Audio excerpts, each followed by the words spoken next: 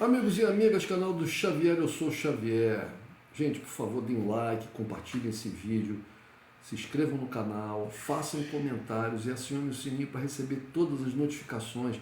Isso é muito importante para a gente. Todo vídeo eu tenho que repetir isso, porque isso é a essência do nosso trabalho, é receber algum tipo de retorno. E se a gente não crescer, a gente não tem retorno, a gente acaba deixando de fazer esse trabalho. Então eu peço a vocês encarecidamente que, pelo menos, deem um like e se inscrevam no canal. Se puderem fazer o resto, comentário, acionar o sininho para receber todas as notificações e compartilhar esse vídeo, aí é o paraíso na Terra, eu agradeço imensamente. Gente, vamos lá. Tem uma matéria aqui, que eu estou lendo aqui no Jornal Público de Portugal, mas aqui nos jornais do Brasil também vi isso. Ou seja, está se espalhando pelo mundo essa notícia. O oficial da Força Aérea dos Estados Unidos prevê guerra com a China em 2025. Um documento interno da Força Aérea expõe as estimativas do chefe do Comando de Mobilidade Aérea e pede aos militares que intensifiquem a preparação para um conflito.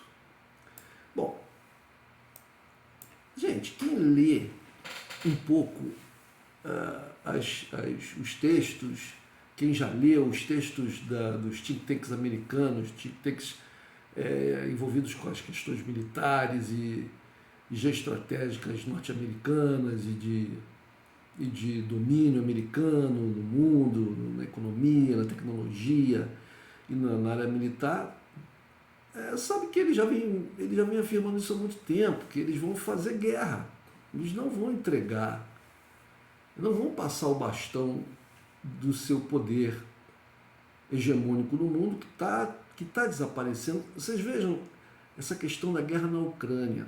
Os americanos têm pressionado vários países, né? Ou os americanos ou os seus proxies, né? Países europeus, etc. O comando da OTAN, o comando da União Europeia, né? São proxies. Eles têm pressionado países que tradicionalmente viviam ali sob o guarda-chuva americano, o guarda-chuva da influência e do poderio americano, a entregarem armamento, venderem, doarem, entregarem armamento para o esforço de guerra que eles, americanos, estão fazendo contra a Rússia lá na Ucrânia. Mas a maioria dos países, por exemplo, aqui na América Latina, se negou a fazer isso. O Brasil, por exemplo, essa semana agora, saiu uma matéria, eu fiz até um vídeo a respeito, que no dia 20 desse mês de janeiro houve uma reunião do presidente Lula com o alto comando das Forças Armadas, o ministro da Defesa, e que foi colocada essa questão, né, dessa solicitação do chanceler alemão, do governo alemão, para que o Brasil vendesse munição do seu tanque Leopard 1 para ajudar lá na questão da Ucrânia, do esforço lá dos europeus, diga-se Estados Unidos na Ucrânia. E o governo brasileiro disse que não. Né? Outros países da América Latina também já foram sondados ou pressionados ou instigados a fazer esse tipo de doação, de venda, né? Mas também tem se negado. Até Israel, né, que é unicarne dos Estados Unidos em muitos aspectos, né, nomeadamente na questão da geopolítica, se negou, ou alegou, melhor dizendo, que não poderia entregar lá um determinado tipo de armamento que os americanos pediam, porque esse armamento não estava em boas condições, etc. Mas, na verdade, fez isso para não entrar na guerra de sola e contrariar os russos.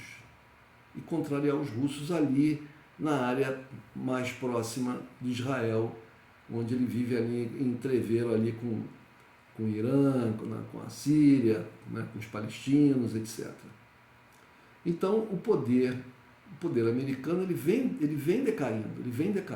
Né? É claro que ainda falta muito para se dizer que os americanos não têm mais poder no mundo. Falta muito, o poderio deles é muito grande. Né? Mas esse poder vem decaindo. E com a ascensão da China, né, com a ascensão da Rússia, Se a Rússia ganha essa guerra na Ucrânia, e, gente, a Rússia já declarou, o Medvedev declarou agora aí, tem, sei lá, alguns dias, que se a Rússia perder a guerra convencional, ela apela para as ogivas nucleares. Então a Rússia não perde essa guerra. A Rússia não perde.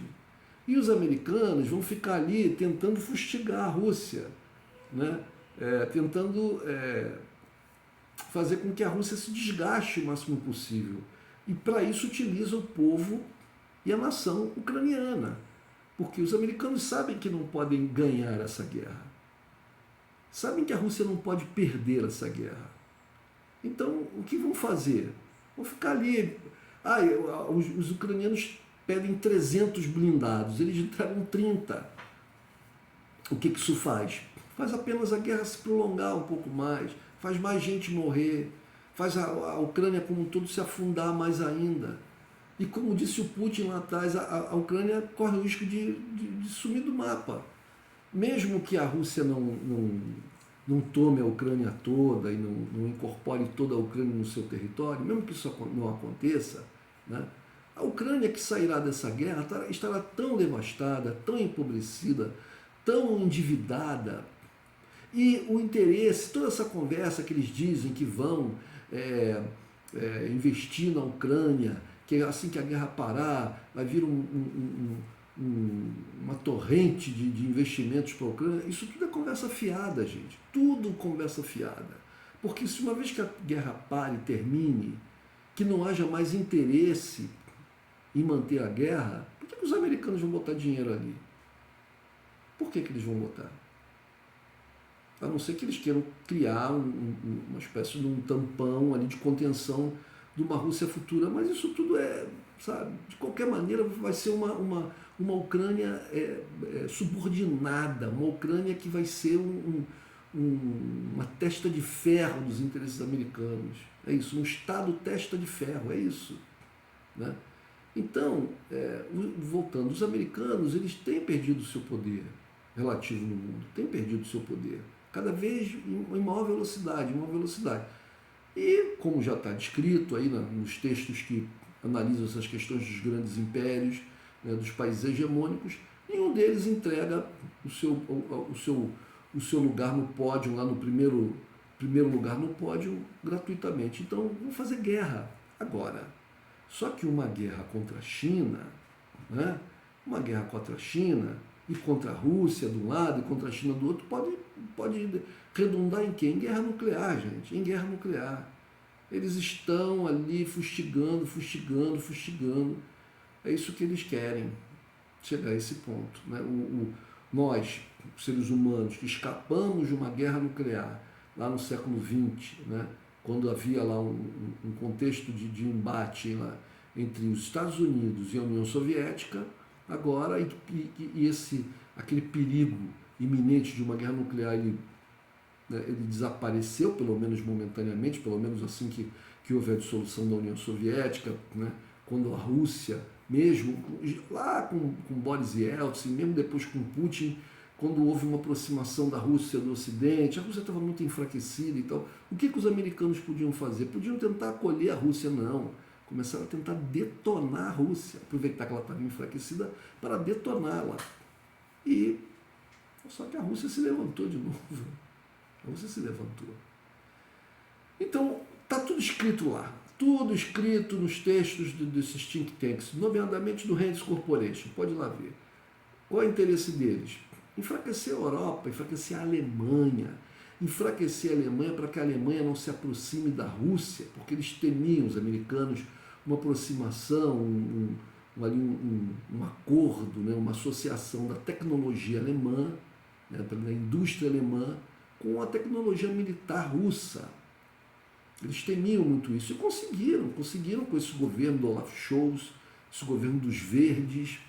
Meu Deus, gente, eu sou de uma geração em que os verdes eram assim a vanguarda da vanguarda quando eles surgiram.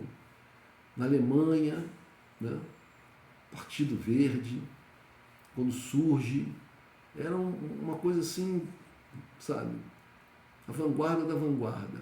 Depois do socialismo, do comunismo, o homem desenvolve uma outra ideologia, vamos assim dizer, uma outra filosofia política, que era uma visão do homem não como o dominador do seu meio ambiente, da natureza, né?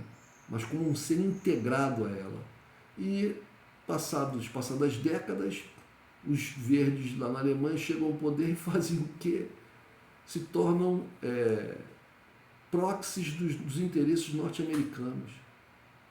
Voltam a queimar carvão para se livrar da dependência, entre aspas, do gás russo, porque é um gás barato, constante, confiável, seguro, com promessa de entrega nas próximas décadas.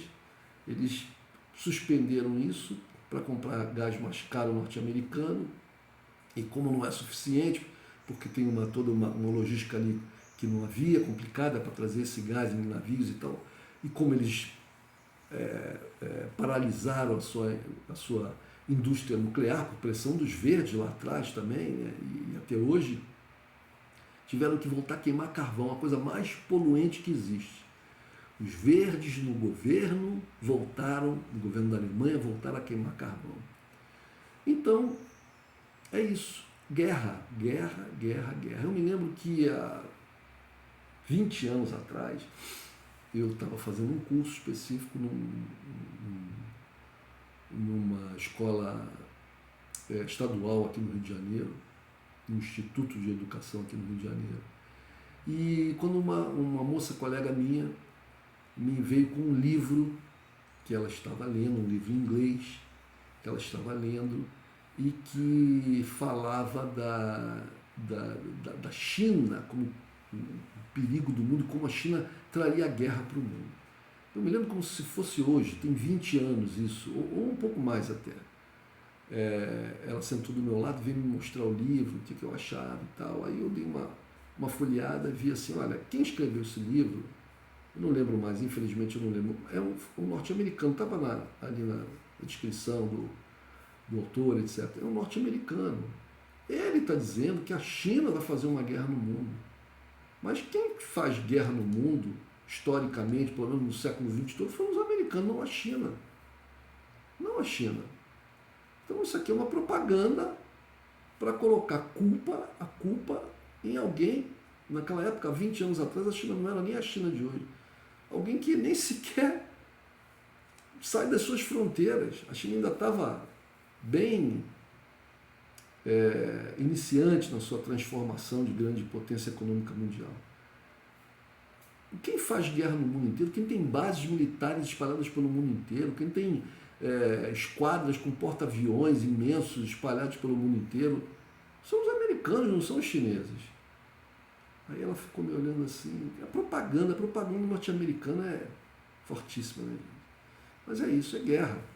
Então, o futuro já está delineado, os americanos já estão avisando, você veja, esse cidadão, esse militar norte-americano, não é um Zé Ninguém, né? Ele é um alto oficial da Força Aérea.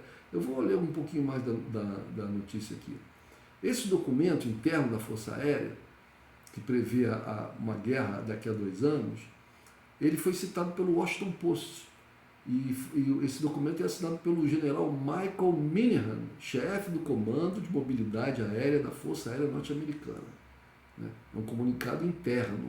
E ele avisa as tropas para se prepararem para um potencial conflito com a China em breve prazo, e dá esse prazo de 2 anos. Né? O general enumera uma série de datas-chave para justificar o calendário, partindo do pressuposto de que o conflito será desencadeado por uma invasão chinesa de Taiwan, ou melhor, uma invasão chinesa a Taiwan. A ilha é reivindicada pelo regime de Pequim. Não, a ilha não é reivindicada pelo regime. A ilha, inclusive pelos próprios norte-americanos, é reconhecida pela comunidade internacional como pertencente à China. Até há pouco tempo atrás, pouquíssimos países do mundo, um deles era Nicarágua, reconhecia Taiwan. Os Estados Unidos não reconheciam como um país independente. Dos 200 países, sei lá, da ONU, acho que dois, ou três, ou um, atualmente reconhecem a Taiwan como um país independente. O que torna um país independente, fundamentalmente, é o reconhecimento de nações, e de nações importantes, de um grande número de nações. Então, portanto, a China não vai invadir Taiwan porque Taiwan não é fora da China. Taiwan é a China. É a China. Mas, nos últimos anos, os americanos mudaram a sua retórica, a sua propaganda e a difundiram pelo mundo e fazem a cabeça das pessoas, porque aparece dia e noite na grande mídia, na mídia hegemônica, que é toda pró-americana no mundo ocidental, no Brasil, em Portugal, em todo mundo ocidental. A mídia hegemônica é pró-americana. Né? Então, quer dizer, é como se o exército brasileiro dissesse que vai colocar tropas e aviões e tal na ilha de São Pedro e São Paulo, uma ilhota, né? E os americanos dissessem assim, não, se o Brasil invadir São Pedro e São Paulo, vai ter guerra. Mas como assim? São Pedro e São Paulo pertencem ao Brasil. Entende, gente? Mas os americanos mudaram a sua retórica com o tempo e agora a justificativa é essa. Bom, os chineses estão crescendo em muito seu poderio militar, estão associadíssimos aos russos, que têm armas hipersônicas, que têm muito mais ogivas nucleares do que os americanos. Então a gente não sabe onde que esses caras querem chegar, a não ser a destruição do mundo. Um abraço, gente.